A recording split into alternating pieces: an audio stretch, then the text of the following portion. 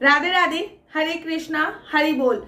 दिवाली का पावन अवसर चल रहा है। दिवाली का 5 दिवसीय त्योहार जो है वो आ ही चुका है। प्रथम त्योहार होता है धनतेरस, दूसरा होता है काली चौदस जिसको नरक चौदस के नाम से भी जाना जाता है, तीसरा त्योहार होता है दिवाली, चौथा होता है गोवर्धन पूजा, यहाँ पे अन्नकूट पूजा भी होती है, और उसके बाद आता है भैया दूज। दिवाली जो है वो पूरे साल भर का सबसे बड़ा त्योहार बोली जाती है और दिवाली पर विशेष पूजा अर्चना वंदना होती है। लेकिन क्या आप लोगों को पता है कि दिवाली की पूजा हनुमान जी की पूजा के बिना आधी अधूरी मानी जाती है।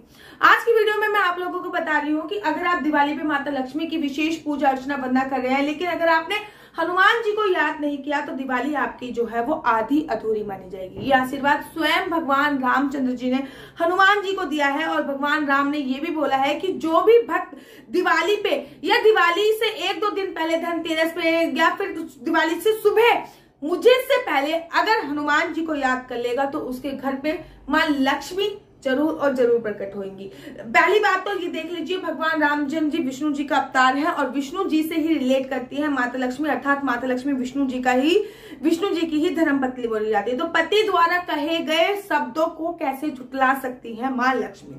देखिए हुआ क्या था, हुआ ये था कि जब भगवान राम ने रावण को मारा, और उसके बाद अयोध्या वापस आए तो अयोध्या वासियों ने बहुत धूमधाम से उनका स्वागत किया। इसी उपलक्ष्य में दिवाली बनाई जाती है। चारों तरफ दिए जलाए गए, चारों तरफ उजाला किया गया और आतिशबाजी करी गई। भगवान राम बहुत ज्यादा प्रसन्न हुए, लेकिन भगवान राम ने तभी अयोध्या वासियों को संबोधित करते हुए ये बात बोली थी कि अगर हनुमान नहीं होते तो शायद आज मैं यहाँ पे नहीं आ पाता। हनुमान जी की वजह से ही मुझे सीता प्राप्त हुई है, इसलिए मैं आज दिवाली के पावन अवसर पर आप लोगों को ये वरदान देता हूँ, आप लोगों को ये आशीर्वाद, हनुमान जी को ये वरदान देता हूँ, हनुमान जी को ये आशीर्वाद देता हूँ कि दिवाली से पहले जो भी हनुमान जी को याद करेगा, हनुमान जी की विशेष पूजा अर्चना वंदना करेगा, उस पे माता लक्ष्मी की कृपा सदैव और सदैव बनी रहेगी। अब हनुमान जी की पूजा आपको करनी कैसे है? धनतेरस पर भी आप हनुमान जी की पूजा कर सकते हो, ठीक है।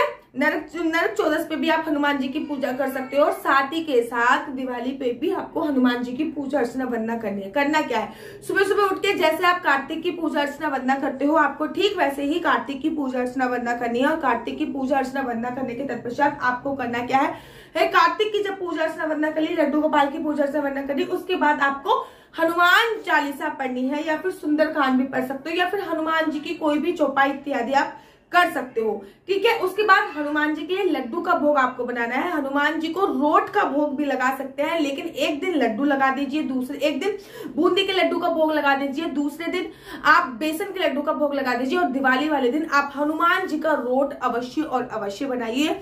आप सुबह हनुमान जी की पूजा कीजिए, उसके शाम को फिर आप माता लक्ष्मी की विशेष पूजा अर्चना वंदना कीजिए। लेकिन इन तीनों दिन आपको हनुमान जी को याद करना जरूरी होता है। कहते हैं दिवाली से पहले जो भी हनुमान जी को याद कर लेता है उनके सारे संकट हनुमान जी हर के लेके जाते हैं। दिवाली पे सकारात्मक ऊर्जा के साथ साथ नकारात्मक ऊर्जा भी बहुत ज्यादा होती है, तो इसलिए इस बात का भी ध्यान रखना है।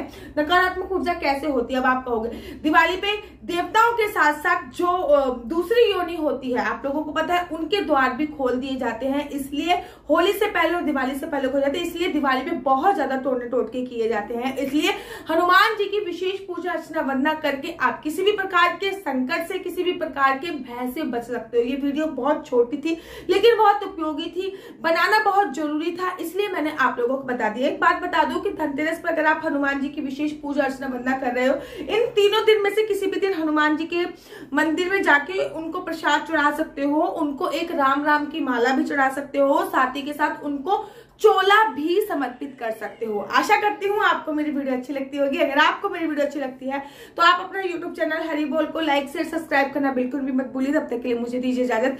राधे राधे, हरे कृष्णा।